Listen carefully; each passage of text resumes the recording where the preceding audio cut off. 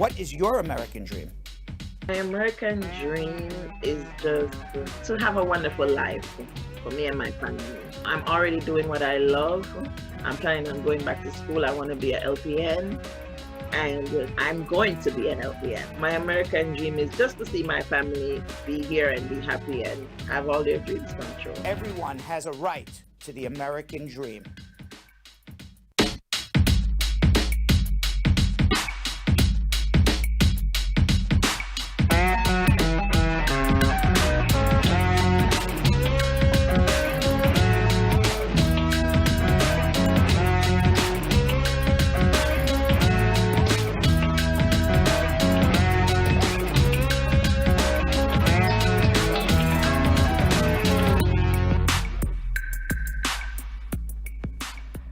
Welcome, everybody. It is Hump Day Wednesday, May 12th. It is 6:04 Eastern Standard Time right here in New York City.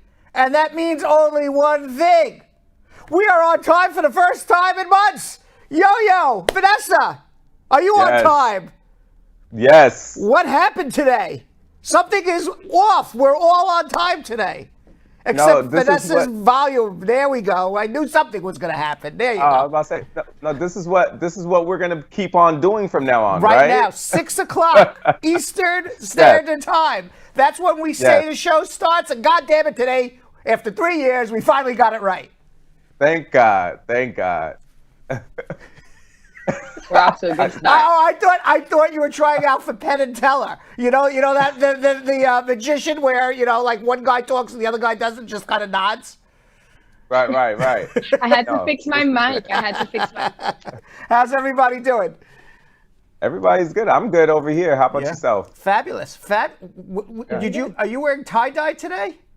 What are you wearing? What do you got going there? It's a little situation. Yeah. Okay. A little situation. Yeah. Situation. All right. And Vanessa, is it pretty hot down there in Miami?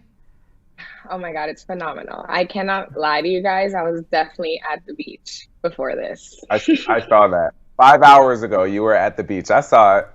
Interesting. It was. Interesting. That was I. You know where I was 5 hours ago? Deep in my office doing legal work. Damn. I mean, I was out on the beach talking about Brad's show live. I really was networking with some folks. I promise we'll talk about it later. I really was. I'm meeting a lot of friends that are really tapping into us right now. Cool. Oh, Let's say hello to our friends in the squad. By the way, guys, I can't go through a 30-minute roll call again. So if I don't call your name, we'll get you tomorrow. Right, Yo and Vanessa? I agree. You agree? I agree. Do you agree with that? Yeah. We like having our production meetings while we're live. While we're live. Elizabeth Francis, squad up. How are you? Christy Gonzalez, how are you? Keisha Blake saying hello. Edwin Thomas, squad up. Sharon Edwards, we see you watching. Lisa Bling Rose, squad up, everyone. Long waiting, but Uncle Brad is back all the way up. How are you, Lisa? Teresa Dion, squad up. Latoya, his Forever Peterson. We took some time off, but she's still with him. Indy Brom, we see you watching as well. Jessica Leamy, how are you? Myrtle Ray, squad up. Marge Higgs, Elizabeth Francis, Marcia McCullough, squad up to you all. Let's check out what's going on YouTube. Shan saying, hey, everybody. Westman, 2 days in a row, Westman is right there, right up front. Maudlin Laird, I do. I mean, we notice who's commenting right up front. I remember Westman the other day, yesterday, very, very first also. Patricia Persaud, welcome back. Miss you guys on here. Tally squad up. Wes, I know why. Here I am giving Westman all his props, but he just had a question, so he wanted me to read it. All right, so we always do. Since yesterday, at least. We always do one immigration question before we start our show, right? I would say we always do it. Well, since yesterday. All right. So, Westman, I'm going to answer your immigration question. If your mom files for you and you're over 21 and your I-130 got approved from October 2020, when will I hear the case is at the NVC? She's a green card holder and I'm in Jamaica. If it's October 2020, you're probably at least 4 years or longer away. Unfortunately, Westman, don't give up your job so fast, but eventually you'll get here. Leanna J, squad up. We'll get your immigration questions later. Wendy Clark, squad up. Senor Ernesto TV. Hey. Have we met? Oh, no, it's not Senor. It's Saint Ernesto. I'm reading it wrong. My eyes. Wow. I apologize, Senor. It's not Senor, although he's a man. It's Saint Ernesto TV. That might be his new nickname. Yes, but I'm going to call him Senor Ernesto because that's how I read it originally. We're always giving the squad those, just new names. Everyone gets a new name around here. That is true. That is true. I mean, you came on, right? For all of your years you've been alive, you were Vanessa until all of a sudden you showed up on the show and you became Nesquik.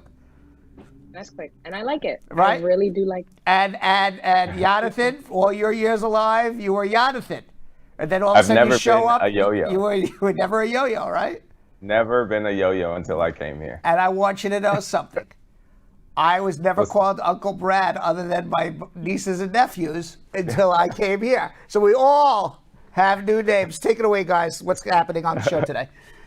All right, squad, please remember to share because we're about to start schmoozing with Brad. You already know. We're going to be talking headlines and immigration news, including today's removal of Republican Representative Liz Cheney from her party leadership role.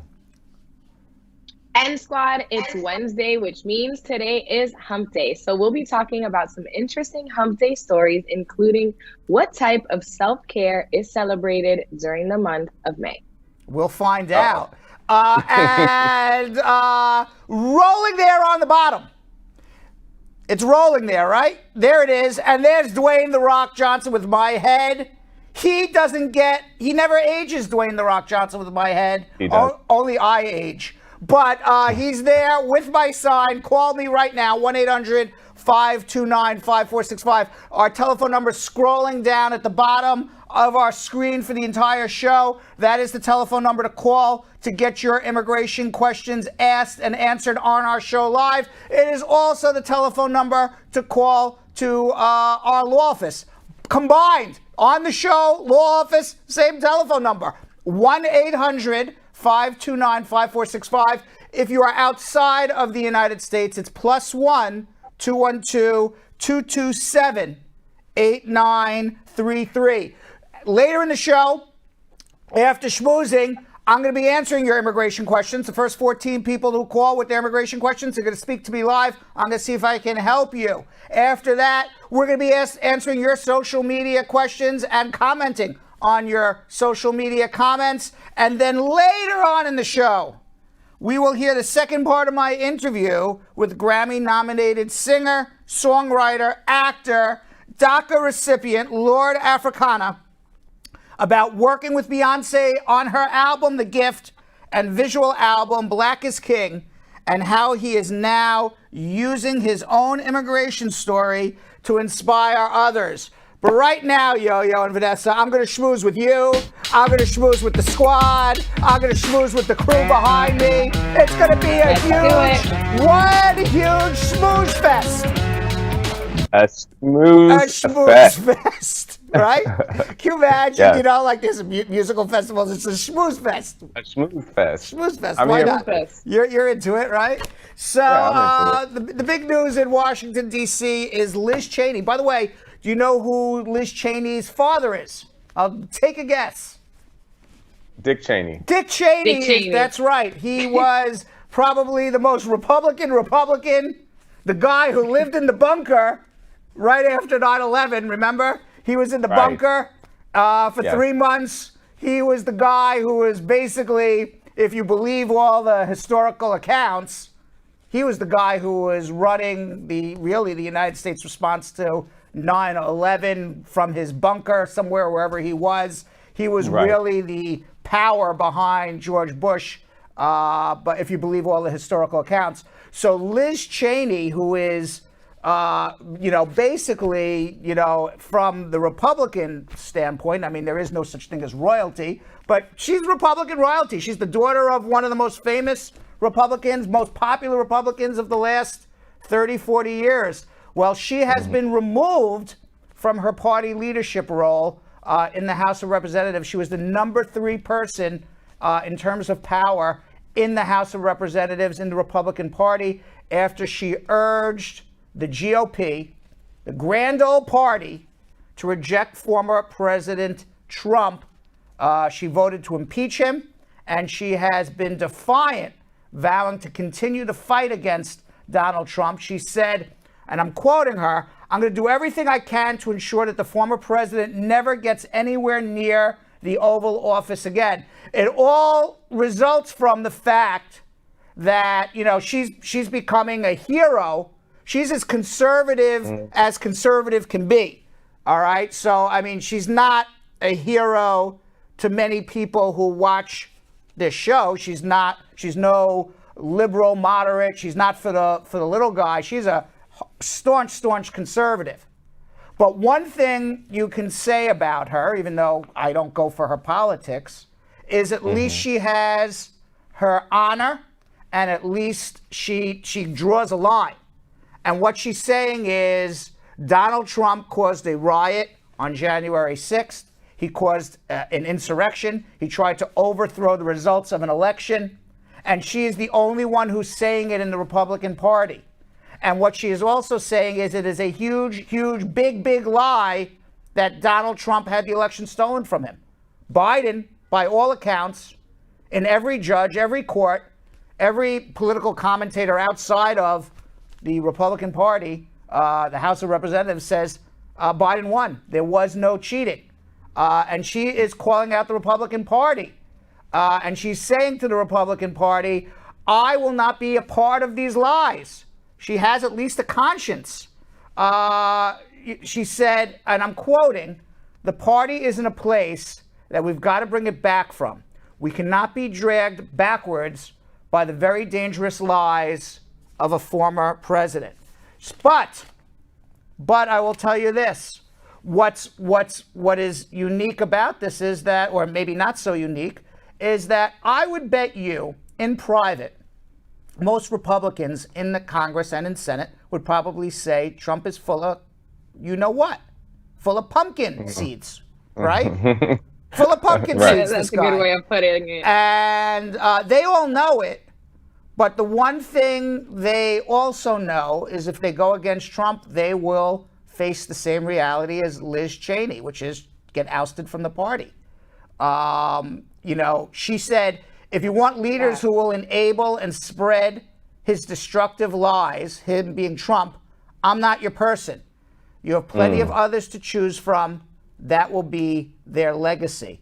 In statements following the GOP conference voice vote, Donald Trump applauded Cheney's removal, issued a chain of personal insults against her, including calling her a warmonger and a person with absolutely no personality.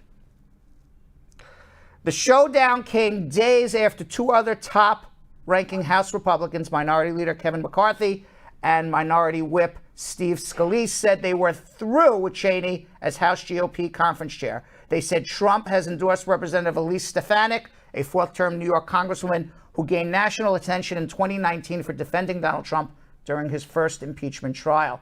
Now, Liz Cheney, one of just 10 Republicans to vote to impeach Donald Trump on the charge of inciting the deadly January 6th invasion of the U.S. Capitol, survived a prior attempt on her job in February. At that time, the Wyoming Republican had the backing of her fellow House leaders, but since then, Cheney has continued to bash Donald Trump for spreading the big lie that the 2020 election was rigged against him. In doing so, Liz Cheney, who is the number 3 Republican in the House, set herself apart from nearly the rest of her conference, which in the wake of Trump's loss has grown only more committed to preserving the ex-president's status as its leader. Meanwhile, more than 100 Republicans, including some former elected officials, are preparing to release a letter this week threatening to form a third party if the Republican Party does not make changes. I'm going to tell you what's going to happen. There's going to be a third party. Break it down, Uncle Brad. There is going to be a third party. This is what's happening right now is there will be a party of Donald Trump, which is the Republican Party. And most people in the Republican Party are not big fans of Donald Trump, but they're terrified of him for two reasons. One, just like Donald Trump said, just like he said he could go down Fifth Avenue, shoot somebody, and he could still have support from Republican. He said, I can shoot somebody on Fifth Avenue and still get the support. For whatever reason, he has that grip on certain people. And he also has a war chest of money. He raised hundreds and hundreds of millions of dollars. And if you go against Donald Trump, he will give that money to a competitor of yours, run that person in a primary against you, and they will kill you in advertising and in people that they could hire to get the vote out against you. Wow. So basically, Donald Trump has this war chest that he can put up against anybody. Yeah. So if you want to stay in Congress as a Republican, you have to get through a Republican primary. And right now, the core Republicans, for whatever reason, if Donald Trump shoots somebody on Fifth Avenue, they will still vote for him. And even if they, you say, okay, well, there's some people who kind of waver, he has such a huge war chest, hundreds of millions of dollars that he's raised, that he can put money and a competitor against anybody in a Republican primary and probably beat him just with money. So everyone's terrified of this guy. And now the Republican Party is, you come down. When would you ever think that the daughter of one of the most popular Republicans of all time, Dick Cheney, is now persona non grata in the Republican Party? And who's very popular in the Republican Party? Marjorie Greene, the congresswoman from Georgia, who got elected on the platform that Hillary Clinton and many other Democrats were running a child pornography ring out of a pizza joint in Washington, D.C. She was like a QAnon supporter. This is what the Republican Party's come down to. It's crazy. It's a pedophile ring, not a pornography ring. My apologies. Just crazy. So what's going to happen is this. The Republican Party is going to split. There's going to be Republican Party of Donald Trump. This is my opinion. There's going to be another party that gets formed. Liz Cheney is setting herself up to be a leader in that party by going up against Donald Trump. And there's many other Republicans who are anti-Trump who are going to start this party. And then what's going to happen is that perhaps this party would be more centrist. The Republican Party would be more conservative. It's my opinion. Nobody knows for sure what's going to happen. I mean, I don't have a fortune. I have a magic 8 ball. But it's not a fortune. But I don't have, I'm not a fortune teller. But I would think that maybe even some Democrats would split off it's possible, from the Democratic Party and join this other third party. And then you're going to have a Republican Party of Trump, a liberal party of Democrats, and some kind of party in the middle. It's possible. Yeah. How long do these parties take to form in order for them to be considered, formally respected amongst others in the cabinet? Weeks, months. You can, Really? What do you need to start a party? Not much. And what do you need to get on a ballot? Just signatures. Right. You just need signatures to get on a ballot. Essentially, yeah. So, the problem with, Republicans splitting up and starting a third party is, what'll happen at least in the short term. I don't know what'll happen in the long term. But what will happen in the short term is that they're going to split the Republican vote, and it's just going to put the Democrats back in power. Now, Donald Trump he's not going anywhere. Donald Trump is set up right now. The Republicans are set up to take back Congress in 2022. Why? Because historically, the opposing party of the presidency always gains seats in the midterm elections in both the House and the Senate. The House is only 8 or 10 or 12 members, majority Democrat. The Senate is 50-50.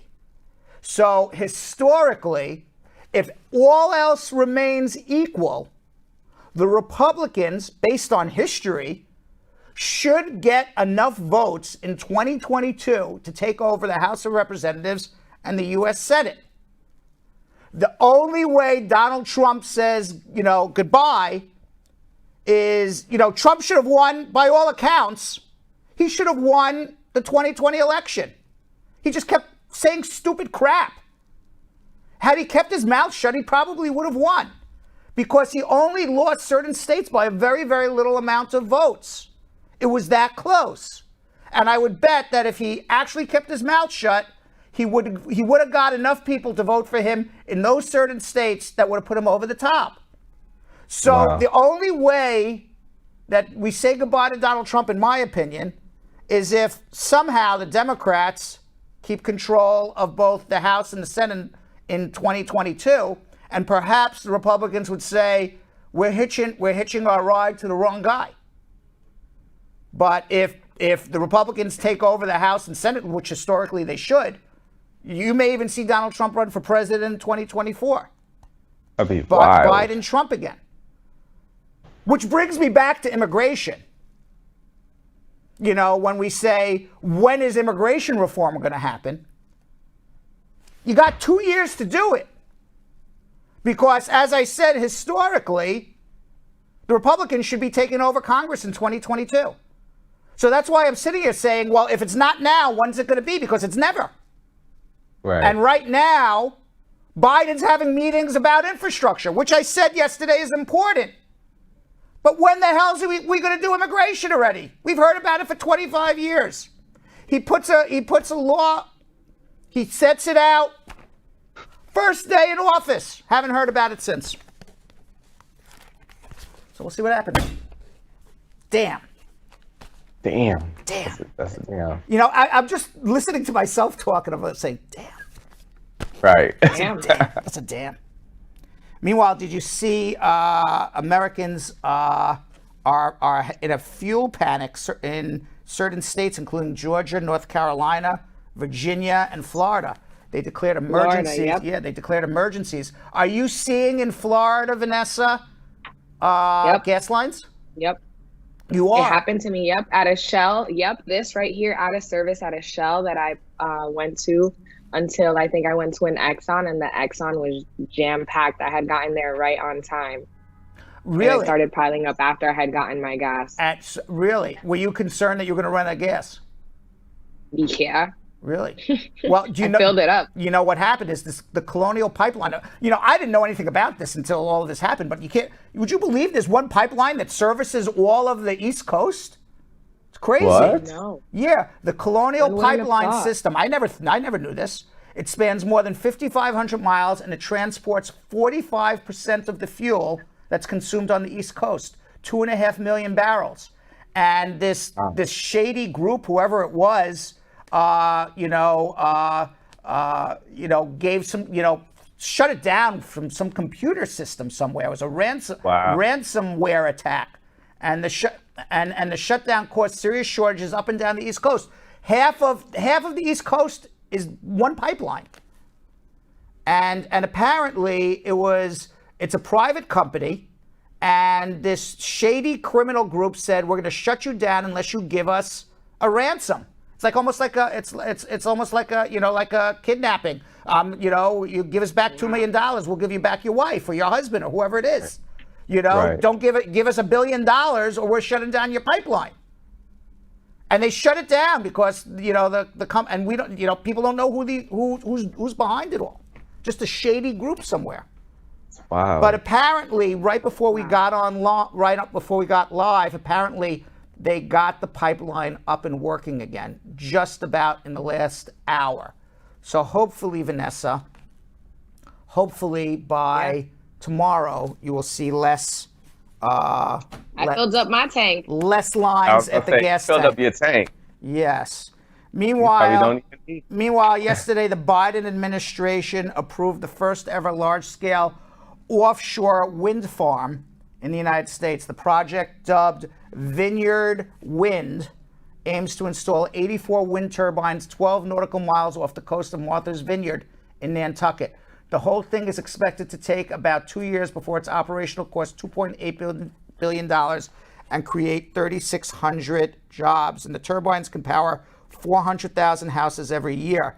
You know, the only thing I have with this, is to me it seems like I'm all in favor of wind farms and everything, but these wind farms are out in the ocean. I mean, if somebody wanted to like shut down a wind farm, I would think it'd be much easier to shut it down in the middle of an ocean than shut down some sort of power plant, that could be guarded better. Now that I'm thinking about, I never thought about it before, but now I'm thinking, you know what? How secure are these wind plants that are going to ultimately be powering all of the East Coast in a few years?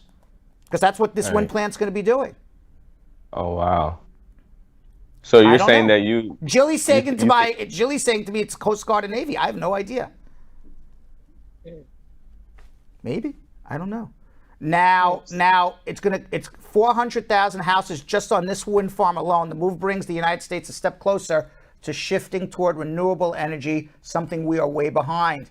There are currently only 7 offshore turbines in the entire country. Europe's got over 5,000. So maybe Europe knows how to defend it. Nobody's ever shut down the power in Europe, I guess, maybe. The project has been decades in the making, suffering delays in funding and objections from the previous administration. You may recall that Donald Trump remarked in 2019 that the noise from windmills causes cancer. Oh. But Biden promises to speed things up. He hopes to get the U.S. to net zero emissions by 2050. What else is happening here? Coronavirus. According to statistics from the Johns Hopkins University, there are now over 159 million coronavirus cases worldwide. I still don't know how to pronounce this word. Is it novel or novel? Coronavirus cases. Novel. What does the word novel even mean? It's on my notes every day, but I guess new. Okay. New, like novice. Novel, okay, I guess. You're right. Oh. Okay. Why don't we just say new coronavirus cases? We're saying novel, okay. Now, in the United States, over 32.7 million people have been diagnosed with COVID. The New York Times reports that the Centers for Disease Control and Prevention guidelines claiming less than 10% of COVID transmission was occurring outdoors is misleading. It was actually very interesting. I read this article in the New York Times, and it said that the CDC says less than 10% of people get COVID by walking outdoors. And what they said is that the CDC was it was a true statistic, but not being really truthful with the American public, that number is actually much lower. And this is from the New York Times. So the New York Times, which is a liberal publication, they're all in favor of masks and everything. And what they said was that nobody knows the number, but they believe the number is closer to 1 or 2% than 10%. And that most of COVID cases are being transmitted indoors, which is why you say, for example, Vanessa, in Florida, people are going around maskless, and all this Governor DeSantis is a genius, and he opened up Florida, and people are still getting very, very sick, but at similar levels to New York State that was having, or California, that was having people, quarantine. And the answer is that most people in Florida are outdoors. And apparently when you're outdoors, the only way that you're going to, according to at least the New York Times, I'm not a scientist, I'm just telling you what I read in the New York Times. According to this article in the New York Times, the only way that you're going to transmit COVID from one person to another outdoors is by close talking to somebody who has COVID. Which is why only most of the cases are done indoors. You catch COVID indoors because the air keeps circulating around in rooms without having any fresh air coming in. Outside, I guess the COVID goes up into the fresh air and people don't get sick unless you're close talking to somebody with COVID. But what the New York Times said is that, yes, it's less than 10%, but it's misleading. It's like saying 20,000 people died of shark attacks last year, when the answer was only 150 people died of shark attacks. Yes, it's true to say 20,000 or less than 20,000 people died of a shark attack, but the true number was about 150 people. So what was the answer? They don't know the exact number. Oh, so they're just going to throw out the number? they guessed a number that they know would be right. But most experts are saying that the number's closer to 1% to 2% than the 10% that the CDC is saying. So, although technically correct, the reality is, at least based on the current science, that being outdoors really is a low-risk situation about getting COVID. Not to say you won't get it, but it's a low-risk situation. The risk is higher if you are talking in a close proximity to somebody who is sick with COVID and can infect you. But just walking around in the outdoors, COVID isn't flying, around the air that, you're not near anybody and then all of a sudden you get it. That's basically what they're saying. You know what time it is? It's Hump Day. That is right. Time to let the cameras out. You ready for Hump Day? Now, Jilly tried to give me some advice on Hump Day. I said, Jilly, I don't want to know. She started telling me, Brad, the first story, I have to tell you. I go, la la la la la la la la. I don't want to know it. I put my fingers in my ear. I said, la la la la la. Don't tell me. I don't want to know. It's Hump Day. It's Hump Day. It has to be. It has to catch us off guard. Correct. It has to be organic. We need to react in the moment. Oi. Oi, oi. Here we are. Oi, oi. Oi. Oi, oi. Uh-oh. The self-care that we celebrate in May is... What is the self-care? All right. Well, happy Hump Day, everybody. May is Masturbation Month. Apparently, I knew that was coming. Apparently, May has come. That is correct. Oh my gosh. Yeah. Okay. I don't know where to go with that one. Yo, and Vanessa, take it away. The Masturbation Day was May 7th, 1995. Not choking your chicken. Oh my gosh. So everybody celebrate May. What can I tell you, right? Well, isn't that good for you? Like, I feel like it gets rid of anxiety or something. Isn't it like good for, I don't know, maybe it isn't. Maybe this is something I heard when I was in high school. I don't think it's bad for you. I don't think anything bad happens to you. It's just very uncomfortable to talk about. It is. It's very, very uncomfortable. I don't even know what to say. Uncle Brad here, speechless. Oh, for the first time. For the first time. All right, let me just read what it says here. I mean, I have a lot of jokes, but I'm speechless, really. Oi, oi, oi. Studies show 7 out of 10 men and more than 5 out of 10 women do it by themselves. Oh, okay. Oh, wow. Well, noted. I saw that coming. Well, if you are the 1 and the 2 or the 7 out of the 10, it's your month. Go enjoy. What can I say, right? Celebrate, guys. Go celebrate. Just go for it. Just go for it. What is that, a chicken? I just noticed.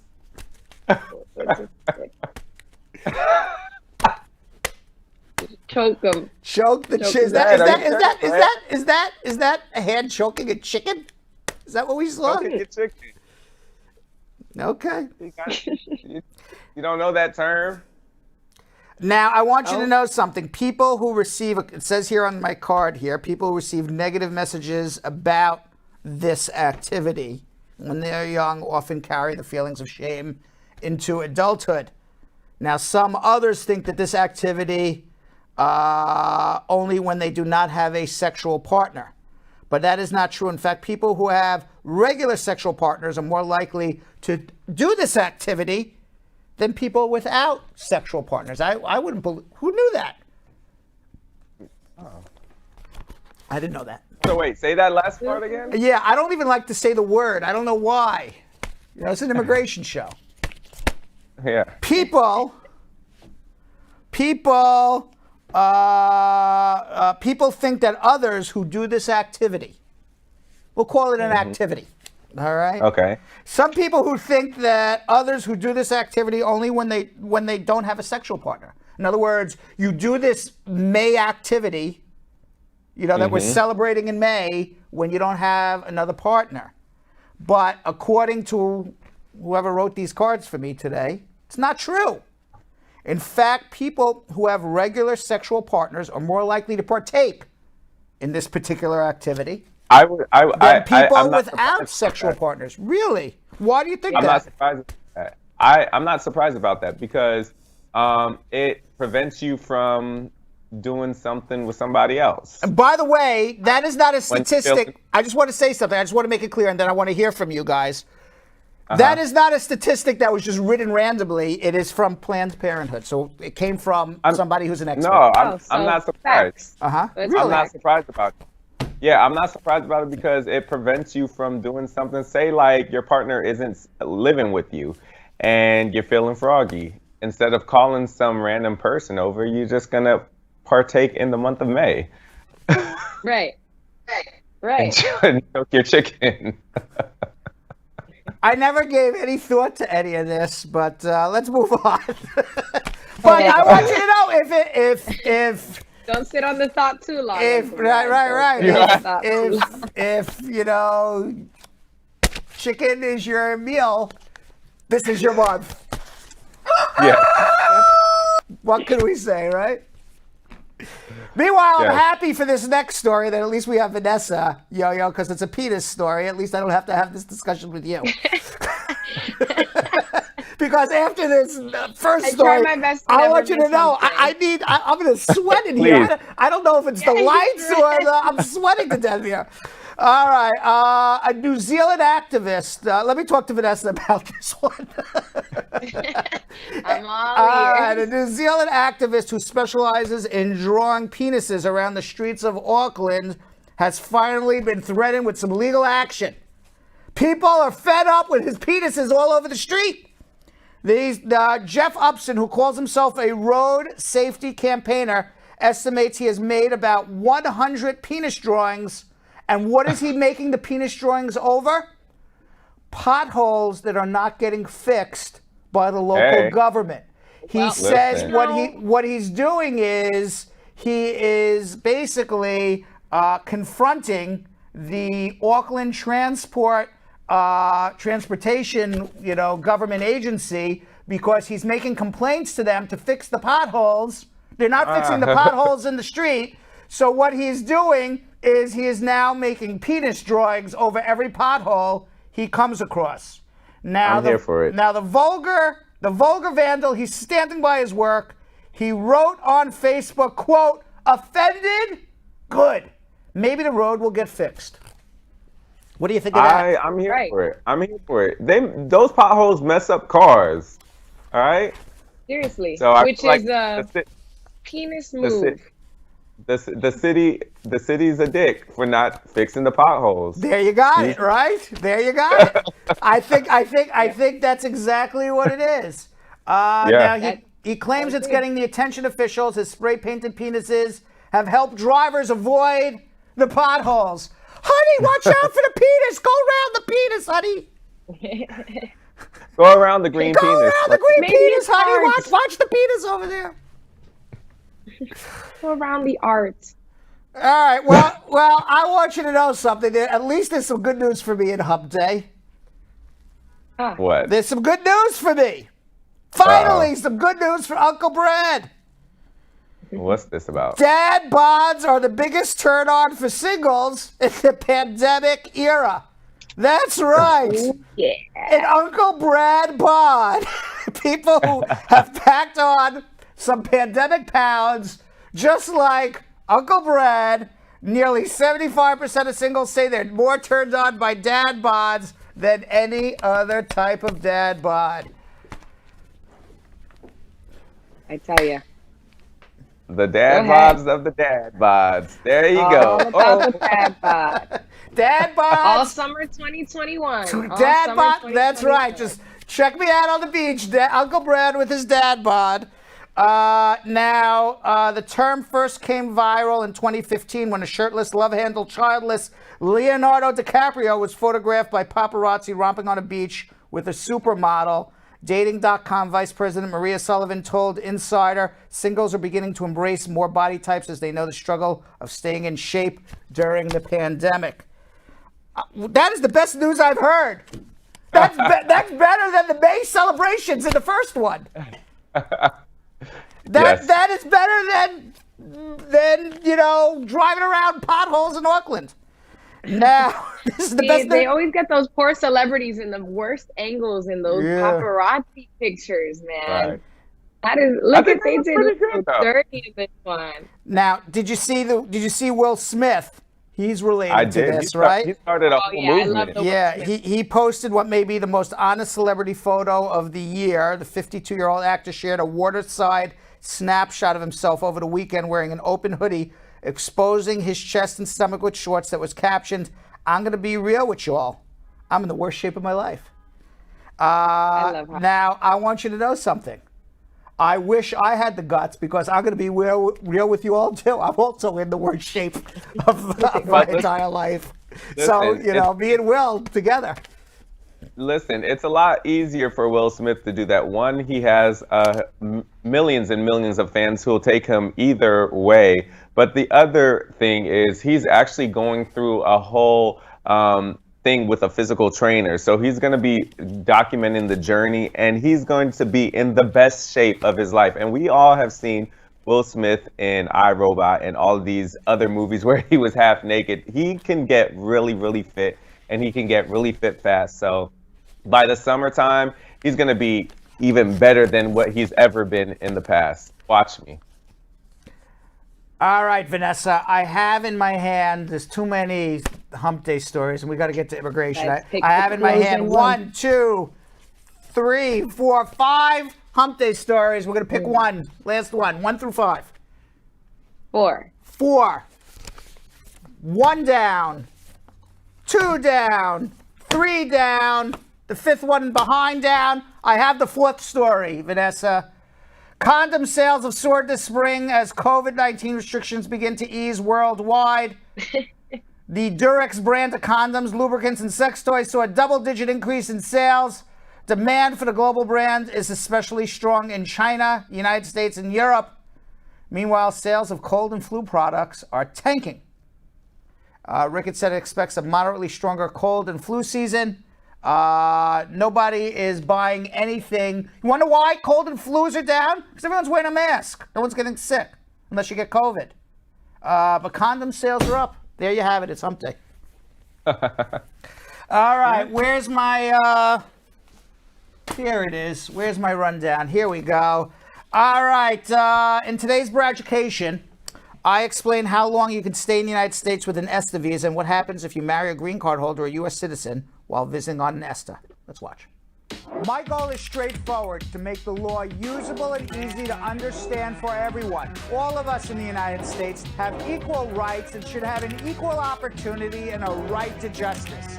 I'm here to help because I want everybody to achieve their American dream. I'm Brad Bernstein, and this is your Immigration Braducation. I'm not here to tell you what you want to know. I'm here to tell you what you need to know. U.S. immigration law is complex and the regulations are constantly changing. My objective is to make the law easy for you to understand so that you can use the justice system, know your rights, take advantage of the law, and achieve your American dream. Now, there are 39 countries enrolled in the United States Visa Waiver Program that allows citizens of those countries to travel to the United States for tourism and stay for 90 days without a visa with an ESTA, which is the digital travel authorization to the USA you obtain online. How long can I stay in the United States with an ESTA? Well, the ESTA is not a Live in America visa. It is not a Work in America visa. You have to leave the United States after 90 days. There are no extensions or change of status to the ESTA program. But what if I'm coming to get married? Well, if you're coming to get married as a foreign couple and you want to have this really special wedding in America, then that's okay. But if you are coming to marry a permanent resident or a United States citizen, that is not okay. That would be a misrepresentation. Because entering the United States on an ESTA, whether you say something or not at the airport, it is implied you are a tourist. It is not a fiance visa or a marriage visa. So if you were to marry a United States citizen or permanent resident while on the ESTA, the government would call you a liar. You said you were visiting, and then you were marrying a United States citizen or resident, which is not allowed on the ESTA. It is a blatant misrepresentation. So what if I make a misrepresentation? Big deal. Big deal. You can be barred from entering the United States for the rest of your life.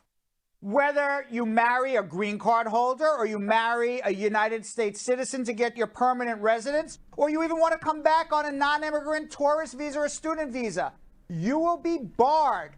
And there are very few exceptions in which you can get a waiver.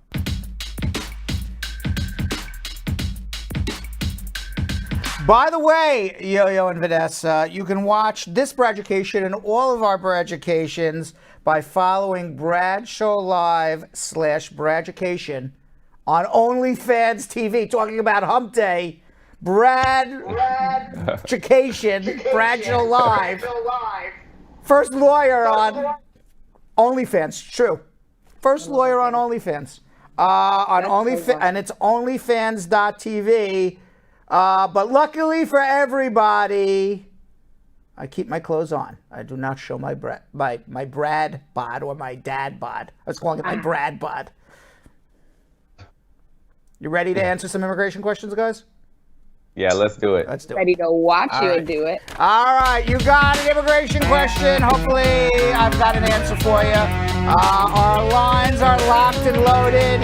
Let's go to Ahmed in Brooklyn. Ahmed, how are you? I'm good, thank you. What's going on? Mr. Bad, I called you earlier when I got arrested. So I got arrested. I applied for N400 July 25th, and I got arrested October 25th. And they dropped those charges. Ahmed. Yes. All right. You have a bad connection, or it sounds like you're in the toilet or something, or in the bathroom. I don't hear anything you're saying, and there's a lot of noise in the background. So what I'm going to ask is, I'm going to put you on hold, get that straightened out, and we'll come back to Ahmed in a few minutes. I'll help him, but he's got to get his noise in the background straightened out. Let's go to Deborah in Miami. Deborah. Hello? Hi, Deborah. How are you? Hi, how are you? Good. What's going on? Happy Masturbation Month. Happy May! Happy May! It's Happy May! Happy May! Happy May! Well, you wished it to me, and if you noticed, I had a bit of smile on my face, so I guess I'm happy about it. All right. What can we do to help you today? All right. I just have a question. I got married in 2018, and I filed for the I-485 under the Cuban Act because my husband is Cuban. Okay. And then in 2018, we had our first interview, and then we had a second Stokes interview in 2019. And this week, I received a letter for, asking me and my husband to appear and bring some documents. So my question is, what should I expect with this interview? Is it going to be non-official, or is it going to be, another similar interview? Because the last interview, they, separated us, they grilled us. I don't know the answer because I'm not completely familiar with your case, in terms of your particular individual case. But you always have to prepare for the worst. And maybe you're dropping off documents, and that's wonderful, and you leave. But maybe they're going to give you another grilling. I don't know the answer to that. I would prepare for the worst and hope for the best. Okay. All right. Great. All right. Thank you. Okay. Best of luck. Let's go to Kay in Atlanta, Georgia. Kay. Hi, Uncle Brad. How are you? Good. How are you? I am good. Okay, I have probably 3 questions for you. Probably 3? So I am doing my adjustment of status since April 2020. I received my AD and my social already, and I'm working. My work authorization will expire September of this year. And I haven't got an interview for my green card. What should I do, or what should I expect at this time? All right, file for an extension. Your work permit expires in September? Yes. Okay, so file for an extension in June. You'll get a receipt notice back. That receipt notice extends your work permit for 180 days beyond the expiration of your work permit. So your work permit, by filing in June, even if they don't send you a new EAD, which takes months and months and months, legally your work permit is extended 180 days beyond the expiration of your existing work permit. So that would give you work through the end of the year and early into next year. Hopefully by then you will have an interview for your green card and have your green card. If not, by the end of the year or early next year, they'll mail you a new EAD. I would do the same thing with your advance parole. Okay. And my second question is, my daughter also did adjustment of status, and we haven't received a social security number for her as yet. The dad wasn't a citizen when he before she was born. Okay. Well, did you apply for a work permit for her?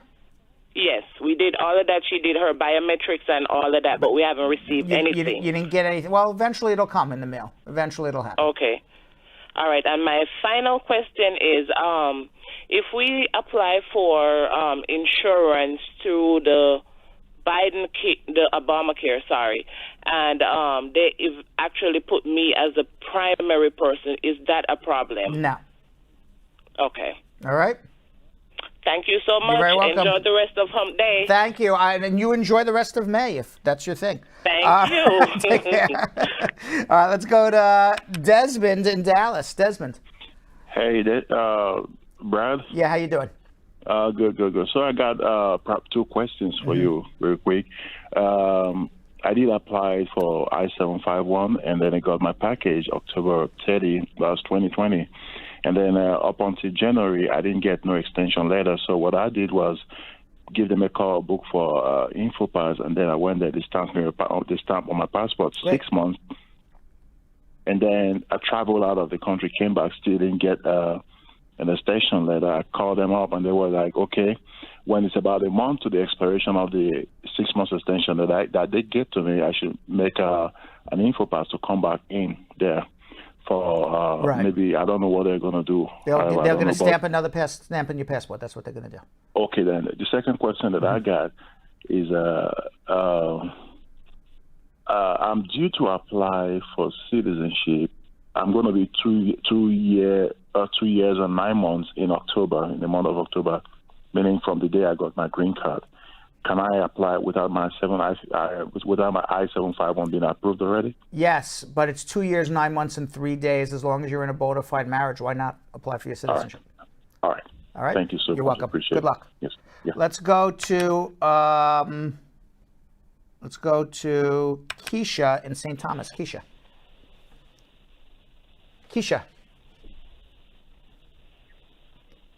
Oh, I'm sorry. Kareesha. My apologies. Kareesha, how are you? Kareesha in St. Thomas, going once.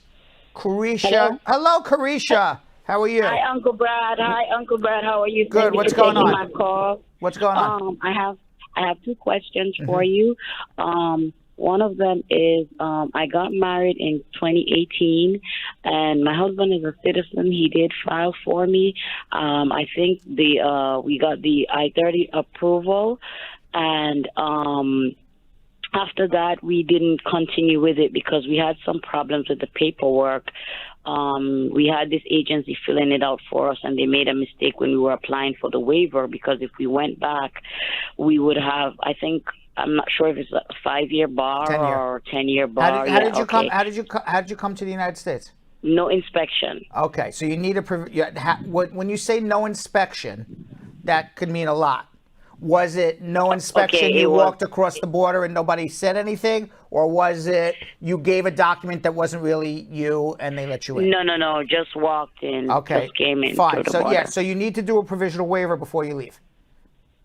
Okay, so in this case now, we're in 2021. I now have a baby, a newborn here. Does that change anything? No, you still need to do a provisional waiver. Still need to do. Okay, Yes. and one more question. We applied, I listened to your videos, and we applied for the ITIN number.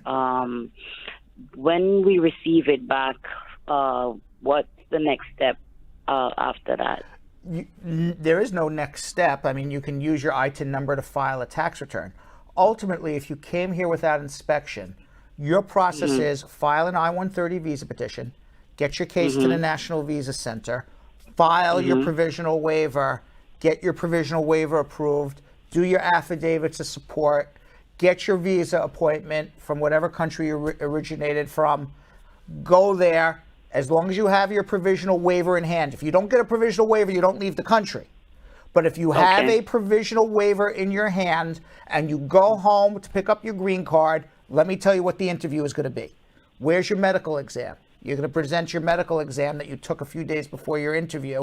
You're going to show you don't have drugs in your system, you don't have any communicable diseases. Great, you passed it. Show me proof you and your husband are in a real marriage. You have a baby together. What more proof do they need than you have a baby? People don't enter business marriages and have children together.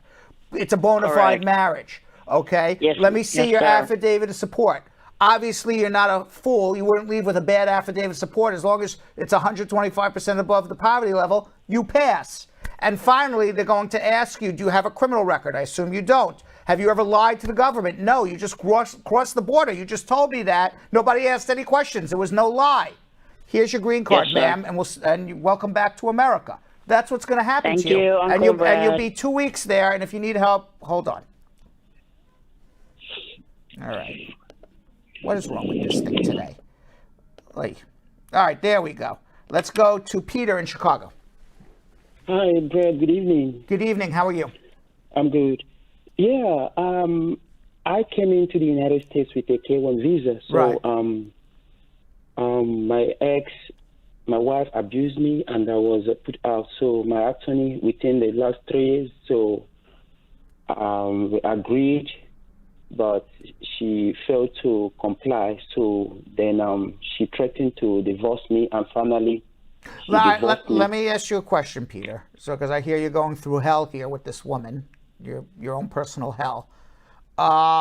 Did she file for you? Did you get a green card? What happened? No, yeah, she didn't. She filed for my K-1. I came with a K-1. I understand. I understand you came with a K-1. Did she marry you? Let's start there. Yeah, we married. Okay. We had a baby together. You had a baby. She married and had a baby together. Yes. Did you file an adjustment application? Yes, my attorney filed for VAWA and I-485 concurrently. Okay, so And, your wife never filed an adjustment application for you. She did, but because she wasn't working and she fell below 125%, so it was denied at that period of time. Okay, So but then- she did, one second, but she did file an affidavit of support for you. Yes. Okay. My opinion, I'll give you my opinion Okay. before you tell me anything else that happened. Okay. Okay, my opinion is your particular, I mean, yes, you could file a VAWA case. There's nothing wrong with doing it, but I don't think that was the right process for you. And even though you were being abused. And because there was an easier way for you to get a green card. And I'll tell you why I don't think that was the right process for you. Okay. Okay. For a VAWA case, it takes 2.5 to 3 years to process. You have 3 things to prove. 1, you're physically abused or extreme emotional abuse. Yeah. 2, you're a person of good moral character. 3, you're in a bona fide marriage with your spouse. Yeah. And you got to do this over a 2.5-year process. The other option that your lawyer could have picked is to do what's called a matter of cesse adjustment. What a matter of cesse adjustment is if you came on a K-1 fiancé visa and your wife signs an affidavit of support, even if it's below 125% above the poverty level, you have satisfied under the law all the requirements to obtain a green card. You don't need to prove abuse or anything else.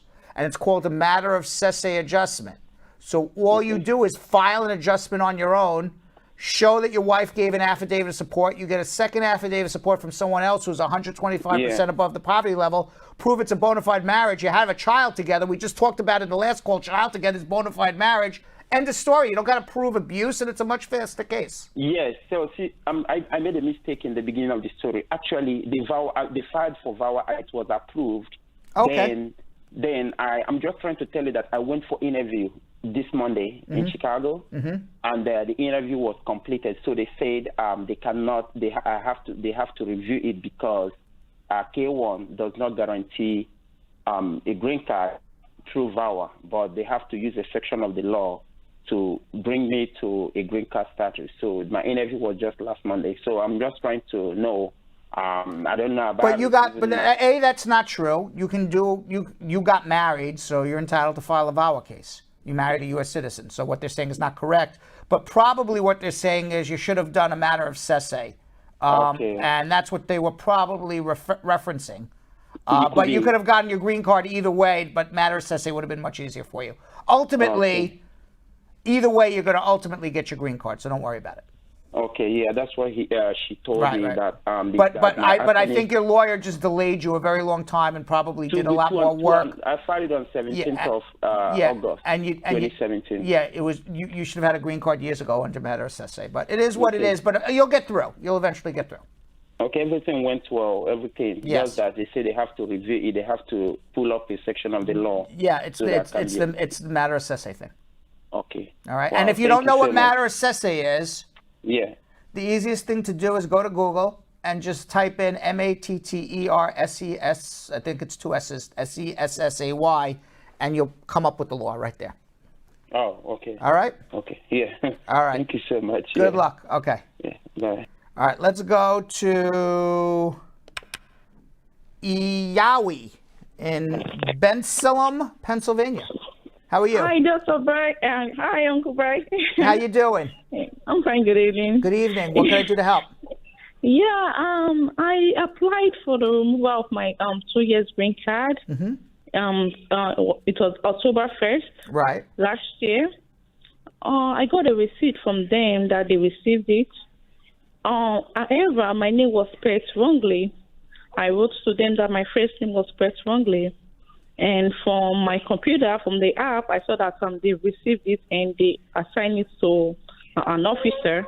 But since October to this time, I haven't gotten no information from them or reply. And it's been 8 months since I applied, and I haven't gotten nothing from them yet. All right, so you're concerned about your case. Don't worry about the misspelling of your name. As long as you spelled it right on the application, it was somebody who just typed in the information on your form incorrectly. I am sure that was fixed if you sent them a letter, so don't worry about that.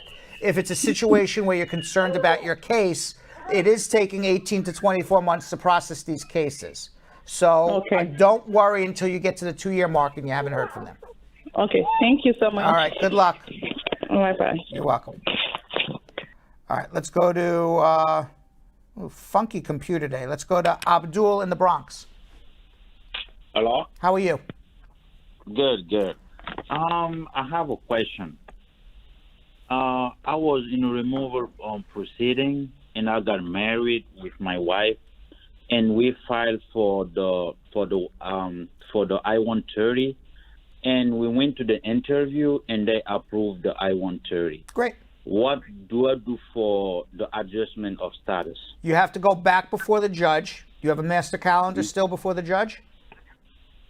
No. It's on November.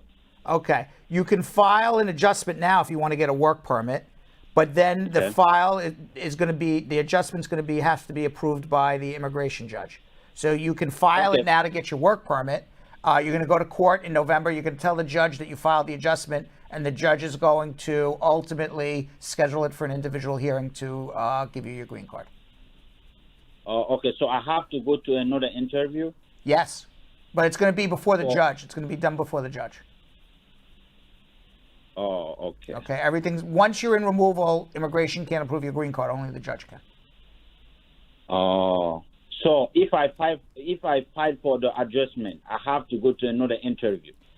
You will have an individual hearing before the judge. It's going to be a trial before a judge. It's not an interview at USCIS. Oh, with my wife or alone? With your wife. Oh, okay. All right? Okay, thank you. You're welcome. He was disappointed. His wife has to go on the interview. I hope everything's good there. Elaine in Henderson, Nevada. Elaine. Yeah, hello, Brad. How you doing? I'm doing good. You? Wonderful, wonderful. How's it in? How is Henderson, Nevada? Is that near Las Vegas? It's hot. Hot. 90 degrees. Oh gosh. Wait till June or July and it goes over 100. Then it's really hot, right? I know, 110. Yeah. All right. What can I do to help? Yeah, here's my question. Mm-hmm. We filed our my husband and I filed the petition for spouse since we got married last July of 2019, and we filed the petition October. So I got approved only recently, April. What got 30th. approved? What got approved? My spouse petition is a permanent resident. All right, so you have your green card. You got your green card. Yes. Okay, congratulations. I got my green card. Congratulations. Thank you. All right. But this is my question. While in the process of my petition, he also applied for his stepdaughter. Okay. Last August. And where is she? 2020. She's in the Philippines. How old is she? She's 16 years old. All right. And what did the I-1? You filed a separate I-130 for her? Yes, okay. I did apply for a separate one, and they received it. But until now, because maybe it's my petition was in the process, I didn't receive anything. It's almost a year now in August. So it's not a full year yet since you filed. It's not. It's, okay. Did you got a receipt notice for it? Correct. Yeah, I did a receipt. All right. It's taking about a year to get these I-130s approved. There's not a lot we can do until the 1 year mark anyway. What I would suggest, I know it's frustrating. You want to get your daughter here. Yes. What I would suggest you do is this, keep looking in the mail. Hopefully you'll get an approval shortly. Once you get the approval, it'll get sent to the National Visa Center. You do the affidavits of support. And hopefully your daughter will be here by year end or sometime over the winter. If August happens and you still have heard nothing, call me back. Yes. Then we can start threatening mandamuses and things like that. Okay. All right. And here's another question. Sure. I got already my green card, but I have my SS card, which has a restriction valid only for DHS authorization. Do I need to renew it at the SS? Yeah, I mean, you don't have to, but I would, because why would you want that designation on there? I mean, you still have DHS authorization with the green card, so it's no big deal. But what you should do is go back to Social Security or contact Social Security. Maybe you can even do it online these days.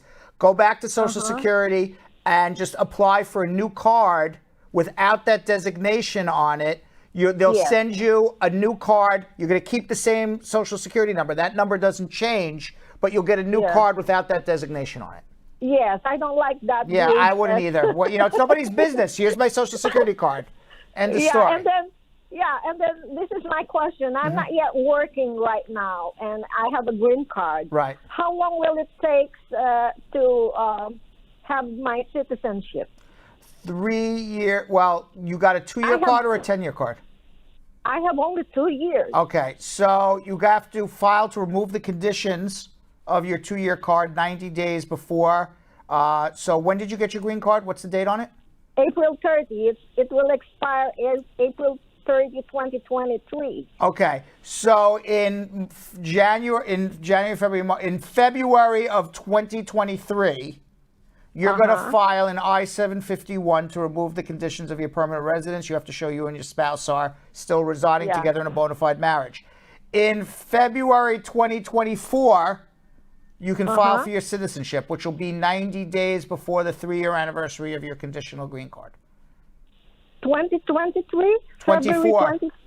or 24. Right. So I can file my citizenship by then. Right, February. Right, you're going to remove the conditions in February 2023. You're going to file. You're going to when you file to remove the conditions, they're going to extend your green card. In February 2024, you're going to file for your citizenship. Oh, nice. So, and another last question, Brad. Can I petition my overage sons? Yes. Even if I don't have my job right now? Not only you can petition them as a conditional green card holder. You do not have to have a job as long as they're unmarried. Okay. So I can file for them right now. How long will it take? File tonight. From the Philippines. From the Philippines, it's about 5-6 years, unfortunately. Oh, thank you very much. All right. That will be great. All right, wonderful. All right, good luck. Good luck. Stay cool. You have a good day. And Thank you. Back Thank you very online. much. Thank you. Good luck and congratulations on the green card. Let's go. You so much. You're welcome. Let's go to Juma in Eagan, Minnesota. Juma. Hello, Brad. How are you doing today, sir? Good. How you doing? I'm doing very good. I filed my adjustment of status, I think it was 4 weeks ago, but I never get my receipt back. Okay. It's sometimes taking 8 weeks. Oh, sometimes. So how many receipts am I going to get it? I don't know the exact day you're going to get it, but it's usually taking about 8 weeks these days. Oh, okay. All right, so just hang in there. All right? All right. All right, let's go to Robert in the Bronx. Robert. Hi. Hi, Robert. How are you? I'm good. I received my VAWA case. It was approved last month. And then when I checked internet, they sent me a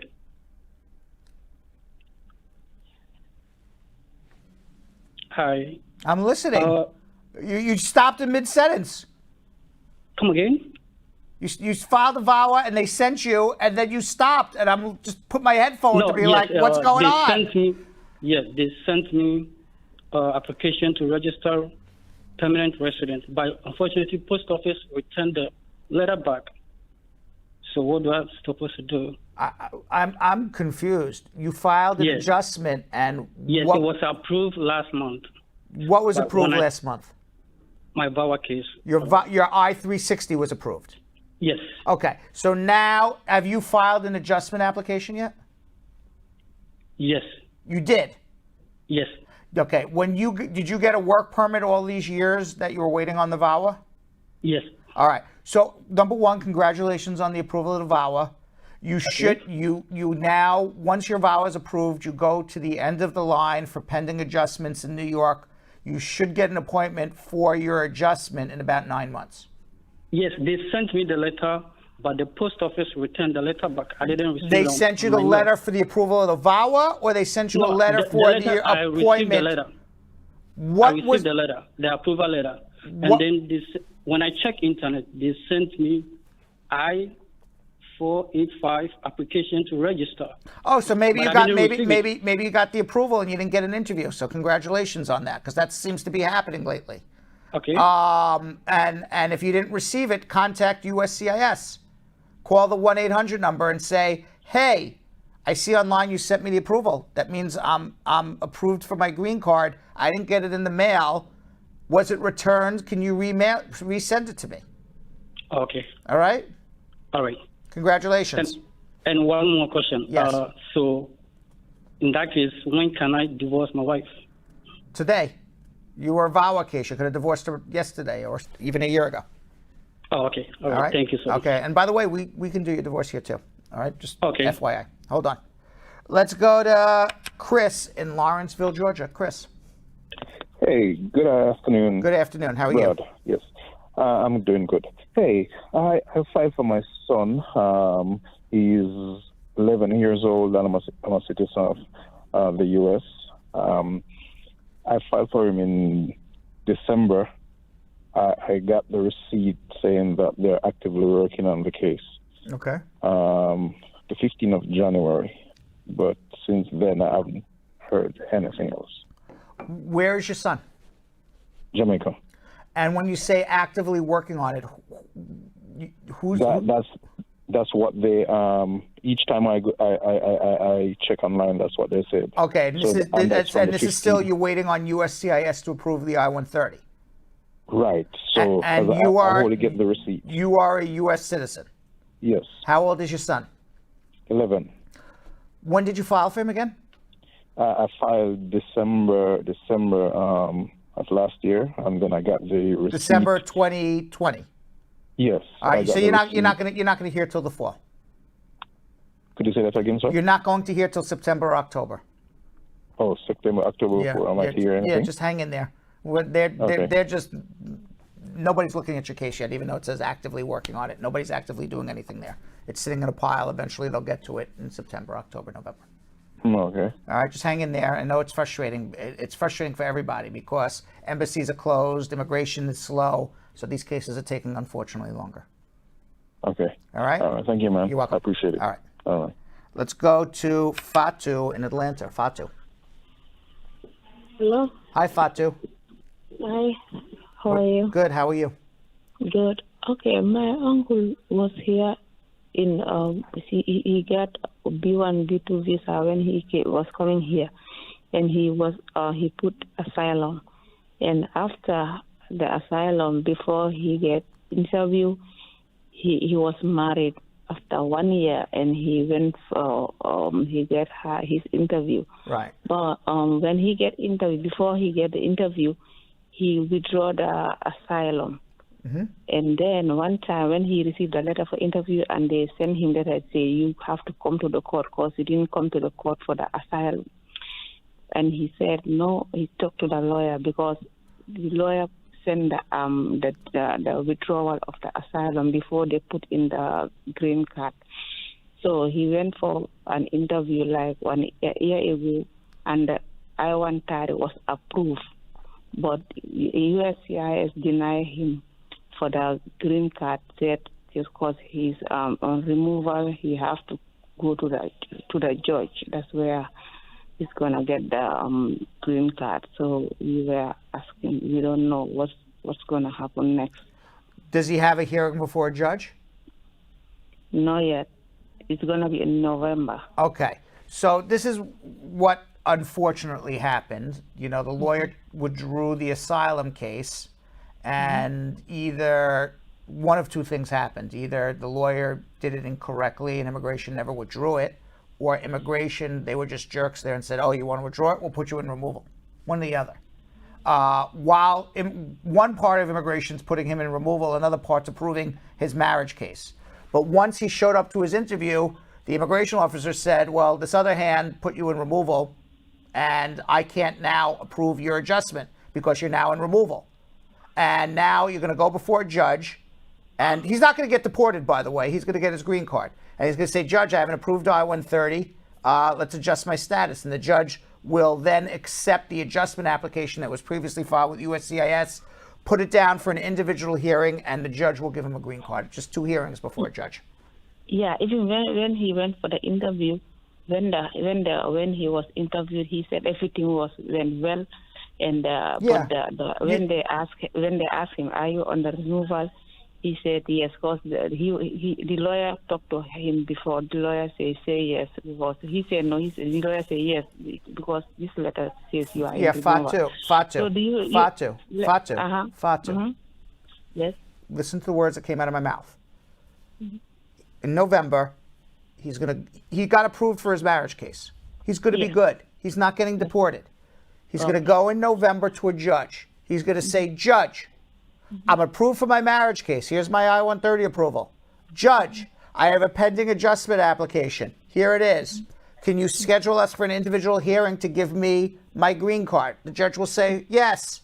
You'll schedule it for an individual hearing at some date past November. On that day, for the second interview or the second court case before the judge will say, here's your green card. Okay. All right? He'll be fine. And if you need help, give me a call. We help people all over the United States, including in Georgia. All right? Okay. Hold on. Okay. All right. Where are we at now? By the way, if you didn't get your immigration questions answered, you can always follow me on Instagram at Real Brad Bernstein. If you follow me on Instagram at Real Brad Bernstein, you can ask anybody who does follow me. You could drop me a DM. I'm happy to answer it. Sometimes it takes me a day or two, but I do answer all the DMs, the private DMs. I'm happy to answer it and give you my best advice. You can also follow us at Brad Show Live on Instagram. If you follow us on at Brad Show Live on Instagram, you can handle 2 hours of Brad, Yo-Yo, and Vanessa, but you can handle 30 seconds. Your place is Instagram at Brad Show Live for the best of at Brad Show Live. And if you can't get enough, just literally can't get enough of Speed Round, follow us on TikTok. Every Speed Round we have ever done is coming to you on TikTok at Brad Show Live, plus some other things as well. TikTok is off the hook. We started TikTok, Brad Show Live TikTok, 5 weeks ago? We already have almost 15,000 followers in like 5 weeks. People love it. So follow us on TikTok at Brad Show Live. And Jonathan, what do you got? Yes, you guys can follow me at Jonathan Elias TV on Instagram. And you guys can find me at Vanessa.Contreras TV. And later in the show, we are going to hear the second half of my conversation with Grammy-nominated singer-songwriter, actor, and DACA recipient Lord Afrixana, who, despite living undocumented in the United States for more than 30 years, has forged an incredible career, including writing 2 songs for Beyonce's album, The Gift. Yes, and in today's Attorney Close-Up, Spar and Bernstein partner and immigration attorney Shannon Laguerre-McGrett explains what a Stokes interview is.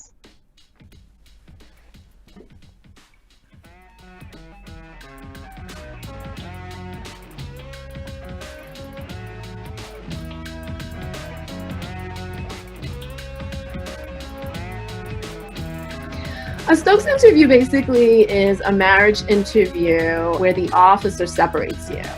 And in New York, they are kind enough to actually give you a heads up. So you'll go into an initial marriage interview. They'll question the both of you, just like we just talked about. And at that point, if the officer is uncomfortable and doesn't feel like they can grant it, they will then send you another interview notice for a Stokes interview where they will separate you. In other jurisdictions, you should go in there prepared for them to separate you. So many times, like in Alabama, in Florida, they will separate. New Jersey, as soon as you walk in, they're separating you. So you should be prepared for that. They separate you, they ask you a series of questions. It can be anywhere from 30 minutes all the way up to 2 hours. I think the longest Stokes interview I had was 3.5 hours. It was over literally 320 questions. So normally what I'm doing when I'm sitting in the interview is I'm writing down all the questions and responses, because the way it works is that they'll ask one spouse a series of questions, and then that person will step out. The second spouse will come in and they'll ask the same questions again. Then both will come in front of the officer and they'll basically look at the answers. And if there were any discrepancies, then at that point they need to address it. All right, let's do something we like to call social media check-in. All right, our first one comes from a VIP squad member. What happened? I'm just looking at YouTube. Monir Ijab. He has a question. Is this the same episode as yesterday? Oh, no. No! Doesn't it say live on the top? Yo-Yo was not wearing tie-dye yesterday. Yo-Yo was not wearing tie-dye wasn't. yesterday. And your hair was out. This is the same episode. By the way, Monir, this is not the same episode from yesterday. It's the one from the day before. All right, now you can go. Right. All right. So now our first one comes from a Brad Squad VIP member. So I want to let you guys know exactly how to become a Brad Squad VIP member. All you have to do is go and join the page on Facebook. Just put in Brad Squad VIP and we will accept you. You have to make sure that you request and we will accept. And you get a lot of incentives, but the best incentive is you get to put in your question anytime throughout the day. So if you are like the person who's watching YouTube and don't know when the show show is actually going to be coming on live. You could throw on the question any time of the day, and we're going to put the first 5 questions in before any of the social media check-in questions. All right, so our first one comes from Darlene Wangui, who is, like I said, a Brad Squad VIP member. If I applied for asylum after 1 year, will I get a social security number after 3 months? Yes, you can apply for a work permit after that period of time. Christy Prado Martin, another Brad Squad VIP member, asks, can you make a video about the American Families United Act bill? We need people to support this. No. I will discuss it on one of the other shows. Julie, mark it down. American Families United. We will talk about it. All right, Nicole Hernandez, another VIP Brad Squad member. My case is currently at the NVC awaiting to be transferred to the consulate in my country due to the pandemic. My interview dates have been pushed way back.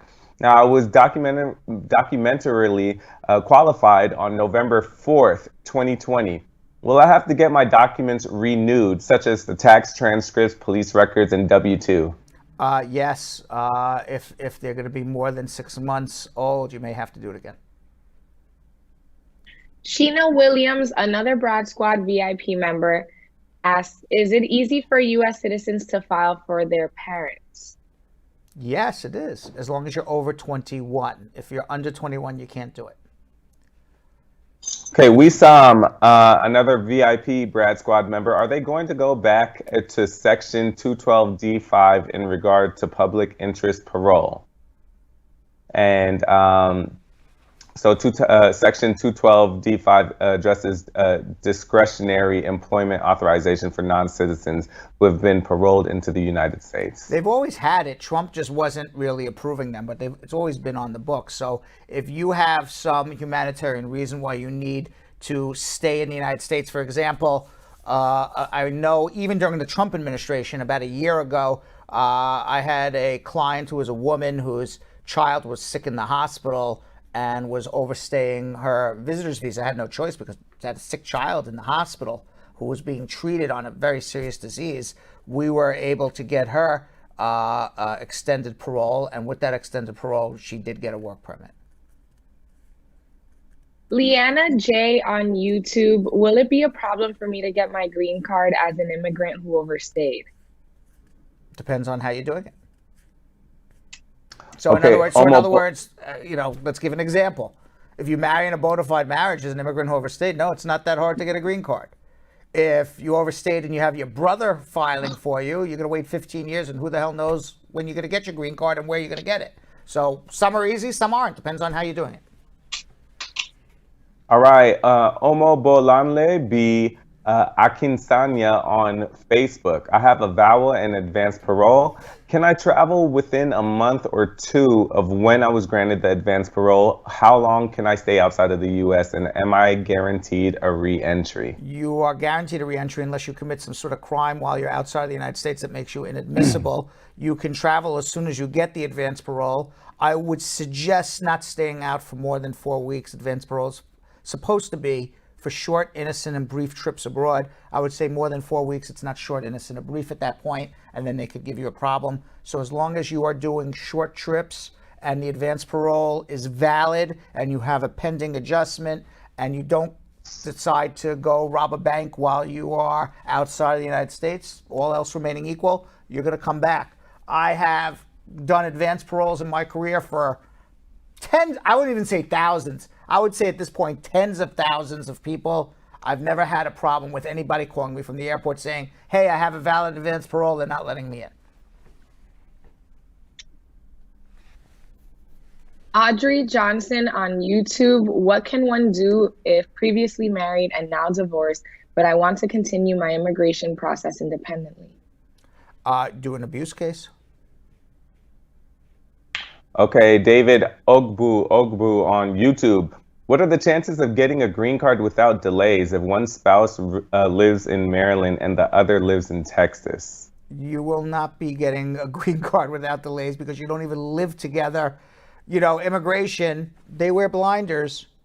You got, what is a bona fide marriage? We talk about it all the time. Here's the immigration officer blinders. can't look outside of his or her blinders, has to follow the rules. And the rules for immigration are, do you live together? Do you have a financial relationship? You're not living together, so don't expect an easy process for you to get a green card. Now, that doesn't mean you can't prove it's a bona fide marriage, but you got to bring like extraordinary amount of documents to get immigration to take their blinders off to even look around and say, hey, is this a real marriage or not? My general advice would be live together before you file.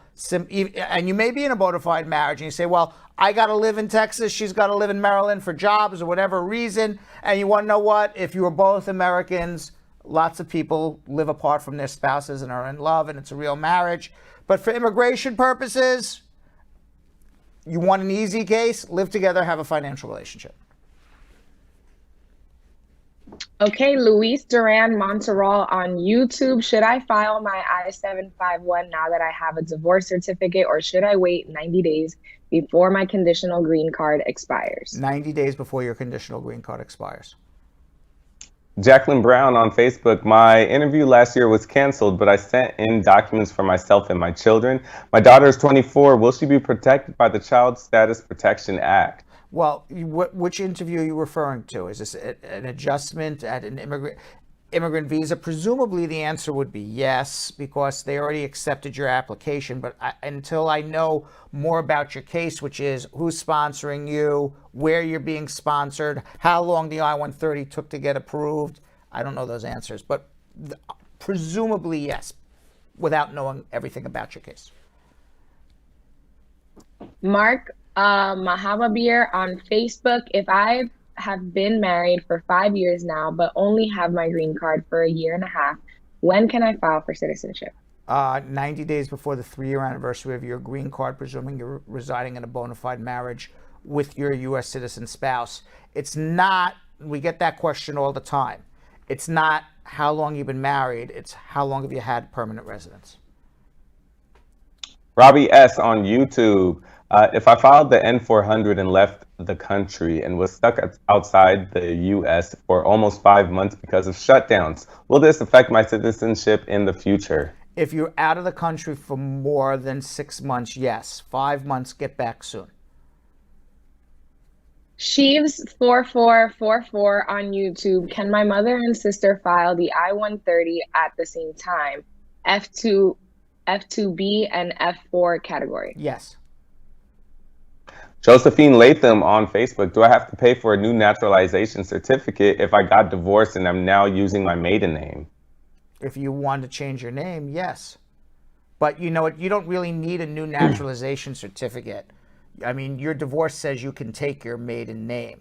So really you want to pay for it, by all means, go pay for it.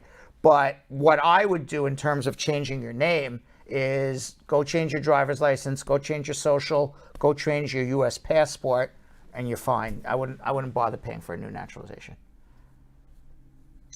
Arthur Sarmiento on YouTube. I just applied for my DACA renewal and it's taking forever to renew. I am a registered nurse in New York, but my hospital had to let me go due to my work permit being expired. Can I expedite it? Yes, you can request an expedite. And by the way, you are authorized to work 180 days beyond the expiration of your work permit if you have an extension on your work permit. Showman on YouTube. If I have a misdemeanor, can I travel outside the U.S. if I have a green card? Depends what the misdemeanor's for and how long, what the punishment was. Anita Nelson on Facebook. I have responded to Noid notice. It's been 6 months since I have yet to hear back. How long will it take for me to get a response? It's supposed to be 120 days, but beyond that, I can't give you an answer. But if it's more than a year, give me a call.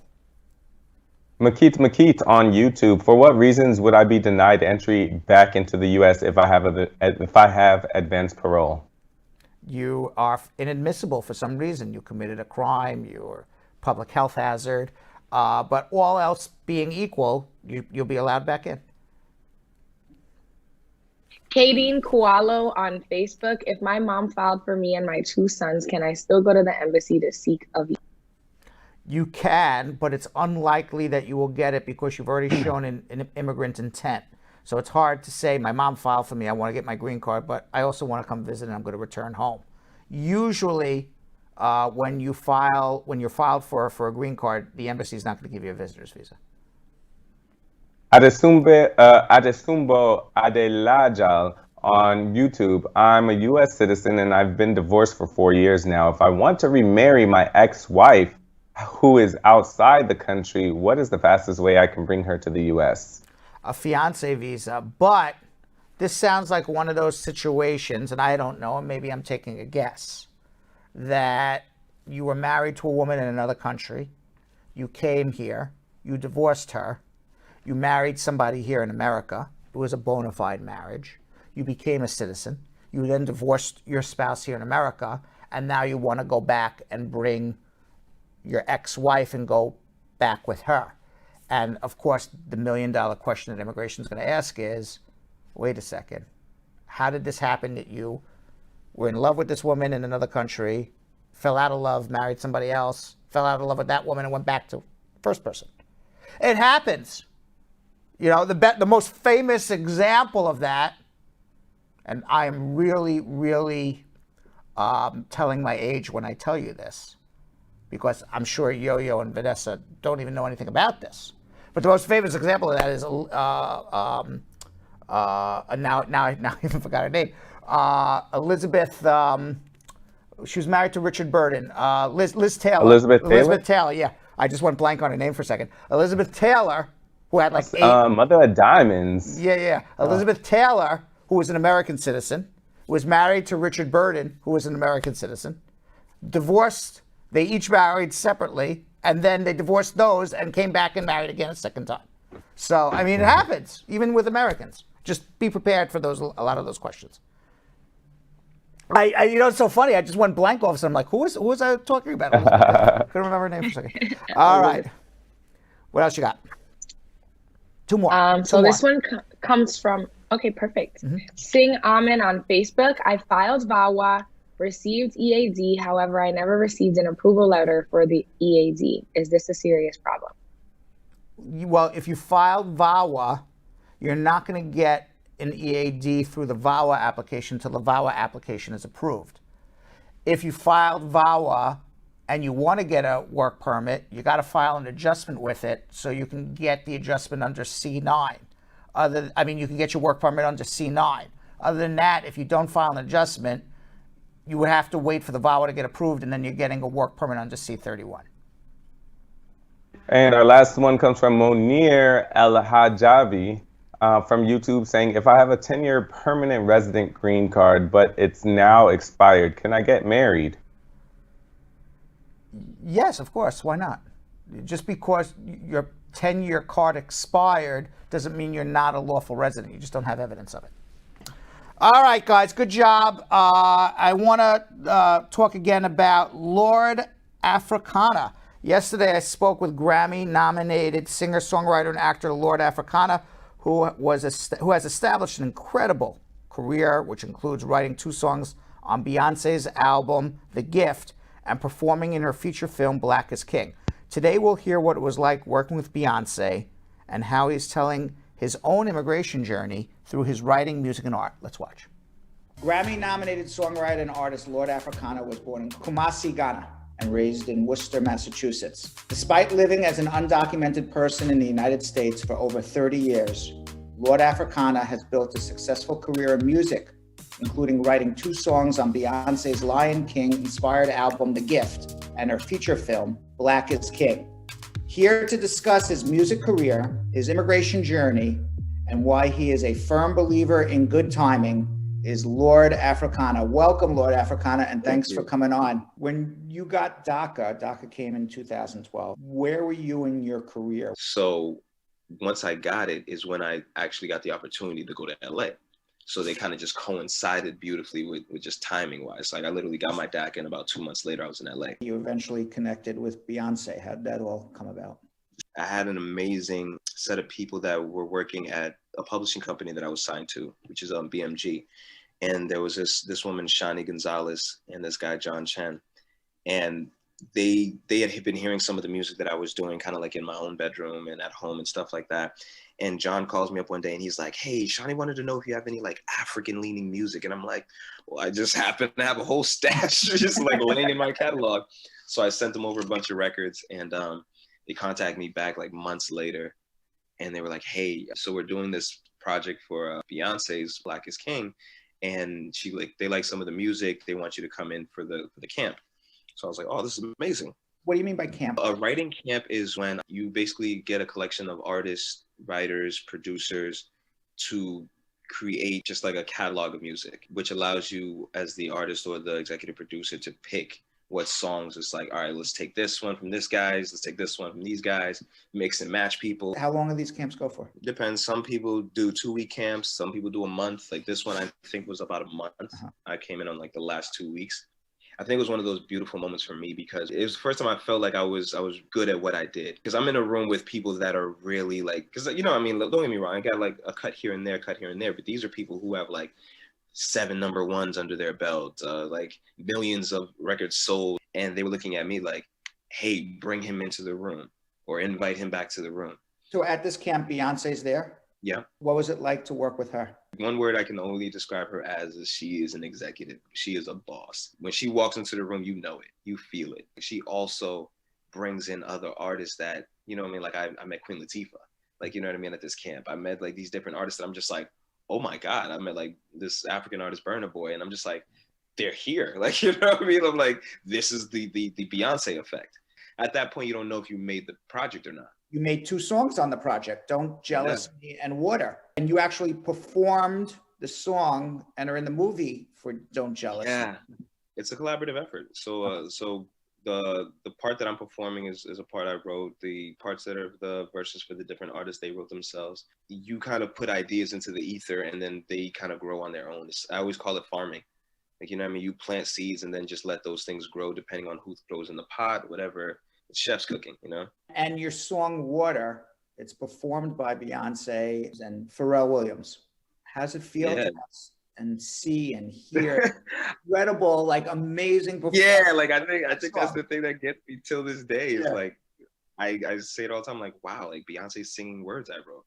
And I'm just always enamored because I built even my artist, kind of like my artist brand after people like Pharrell. So it sounds like your entire life has been all about really good timing. And your name, Nana O Afriye. Afriye meaning what? Afriye means, in Tree means Wafriye, meaning you came out well, or you came out at the right time. And my full name, Nana Owusu Afriye. So Nana is like, which it's a name that you give to an elder, somebody who is older in the village, you know, so you say like, you know, Mr. or Sir, it's like Nana. And then you say Owusu, which just means like strong-willed, driven, like bullheaded. So now you have a strong-headed elder who came at the right time. So that's literally kind of what my name means. Now, you wrote an op-ed for NBC.com titled, I wrote songs for Beyonce. Now Biden can make my other American dream come true. Tell me about that. I got an opportunity to, you know, kind of submit my story to MSNBC. And it was one of those things where at first I was kind of fearful of it because I'm like, do I really just give them the details like this? But I've gotten to a point now where I feel like the power for me is also in the story. Because I think over the years with things like the internet and social media, you start to realize you're not the only one. If there's anybody else that's ever been in my situation or is in my situation, I wanted to give them that feeling of like, all right, it's not completely hopeless. Like somebody's still being successful. Like I always thought it was amazing when I see like actors that were immigrants or like models and stuff or creators that were just undocumented. And I always use that as the gasoline to keep going. So I'm like, if I can give somebody else that kind of motivation, then that's why I wanted to write it. And you're telling this story also in a series of short films titled Kumasi Market. I think there's depth to the immigrant story, the immigrant journey. I think Americans since 2011 have kind of forgotten their actual superpower, which is the ability to create this melting pot. You know, there's power in telling your own story. It's empowering for me. I've spent a lot of years learning how to kind of keep things to myself and keep things under wraps and hide things. So now I'm just getting to a point in my own life where even beyond the immigration, just personally, I'm able to kind of peel those things back and say, hey, this is me. And I think that's the other part of immigration that people don't speak enough about, which is the psychological effects of it. Like what hiding really does to a person's ego and psyche. That was the thing that I really started to have the opportunity to deal with DACA, was that feeling of like, okay, now, like they say, I'm out the shadow. What does the light really show about me? Tell everybody where they can follow you on social media. They can follow me on all social media, Lord Afrixana, LORDAFRIXANA. And yeah, like DM me, message me, I talk back. You know what I mean? I'm not one of those guys, you know, so. What is your American dream? What's your dream personally and for America? My personal dream is to make a trip back to Ghana with my family. I think that's always been kind of like my overarching. And for America, it's just a level of compassion. Like I would love to see like, you know how they used to do those Scared Straight programs for like juvenile kids? I would love to see like conservatives put into like the journey or trek of an immigrant. Like say somebody in a caravan in Mexico. I would love to see that. Like I would love it because I'm just like, I feel like that's what it's gonna take. It's gonna take the face-to-face conversation. Because that's the issue, is like when you are too far removed from it, it makes it very easy to just put it in a box and check it off as something you don't want to talk about. So yeah, compassion. Well, Lord Afrixana, thank you very much for coming on. I appreciate you, man. Thank you for your time. All right, we got a speed round. I believe in us today, Brad. What I didn't hear what you said, Vanessa. Say that again. 1 second. I'm driving my car right now. 1 second, and then I want to hear what Vanessa had to say. I don't know why I always choose to speak right when the car is zooming. I said that we have this today. You got it today. We definitely have the speed round under our belt. All right. Now, do we need to change positions, do anything different, or you feel that the karma is perfect exactly as we are? Because, I think it's perfect. Because I can do different things. Like, you know, for example, I can take my jacket off. Maybe I don't need a handkerchief today. Maybe I stand up instead of sit. I mean, tell me what the karma. I look good exactly as it is. I think so. All right, let's do it. We're not going to blow you up today. All right, fine. Because I don't want to get blown up anymore. It's very funny. All right. All right, let's do it. Let's do it. Do husband and wife need to live together to be a bona fide marriage? Generally, yes. You can get away sometimes without, but 99% yes. Is naturalization the same as citizenship? No. Citizenship and naturalization is different. Naturalization is actually becoming a citizen. Citizen is you are a citizen. Is USCIS still behind with backlog cases? Yes. What form do I use to file an adjustment of status? I-45. Can I travel internationally with a pending asylum case? No. Should I bring my spouse with me to my marriage interview? Of course. Is someone from the U.S. Virgin Islands a U.S. citizen? Yes. If I'm placed in removal, am I being deported? You are in the process of getting deported. What visa should I apply for to study at U.S. college? F1. Yes. Yes. Done. Yes. Woo! 2 seconds. Did you see the comeback we made? God. The first 2 questions were like 20 seconds. A huge comeback. Yes, I know. I said after question number 2 we're getting blown up, but we made a huge comeback, and I get my balloons. Vanessa, you are 100% correct. Don't do anything. The karma was there. The karma was there. The karma was there. Why not? The karma was there. Why all of a sudden when I start dancing, they shut the music off? All right. Dance party over. Let's hear from the squad. I don't hear anything. Oh, there we go. They shut the music off in my ear. I'm like halfway through my dance. All right, comments of the day. We're done dancing. Comments of the day.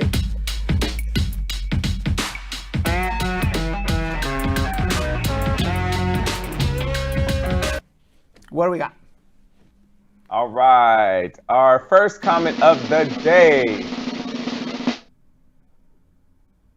comes from Adesumbo Adelaja, saying, with a show like this, who needs Comedy Central? It's true. I agree. Right, and we don't even have anybody write our comedy. It's just off the top of our head. Off the top of the dome. All right, what else we got? Okay, our next one from Simon Garway saying, I'm so happy I did receive my green card through your office. Thank you guys. One love. Congratulations. Oh. Congratulations. Yes. We love hearing those stories. We do. All right, our third comment of the day comes from Carol Anderson, the Tiger, saying, Brad, I will be your trainer. You can do anything you put your mind to, hun. Uh-oh. She's trying to get you to get rid of the Brad bod. Carol is going to put me to work. She looks like a taskmaster. I don't know. I'll be like after like 20 reps, that's it, I'm done. And she's like, get back in the gym, get back down, give me 20 more reps. I think her new name should be Carol Anderson, the Tiger Trainer. Yes. Tiger Trainer. That'd be funny if she changes her name tomorrow. Tiger Trainer. Yeah. Always switching names here. And Yes. our last comment of the day from Damon Scarlett saying, welcome back. Miss you guys. Your company so much. Miss your company so much. Oh, thank you. That's really nice. All right. We made it through Hump Day. Happy May Day, if that's your thing. And we'll see you all tomorrow. Tomorrow is, guys, we span the world for wacky news around the world. Wacky Thursday. We'll see you tomorrow. So, Sam, as part of the production, we have to say this disclaimer at the end of the show. Do you mind reading it for me? Okay, but Brad, I have to do everything around here. It's bad enough I've got to remember everything that happened on the episode from the previous day. Forget it. I'll do it. The proceeding was information only and not specific legal advice. Consult an attorney about your individual situation. Prior successful results do not guarantee a similar outcome in the future. To make an appointment with the Spar and Bernstein law firm located at 225 Broadway in New York City, call 1-800-529-5465. That's 1-800-529-5465. Easy to remember, 1-800-LAWLINK. That's 1-800-LAWLINK. Once again, make a call to 1-800-529-5465. And of course, link up with the law offices of Spar and Bernstein, located at 225 Broadway on the 5th floor. If I were you out there, make the call, make the link, make the connection, make it Spar and Bernstein. 1-800-LAWLINK. That's 1-800-529-5465. And now, conveniently located in Hartford, Connecticut on 1 Congress Street. Visit us in Connecticut or in New York at 225 Broadway. That's 1-800-529-5465. 1-800-LAWLINK. 1-800-529-5465.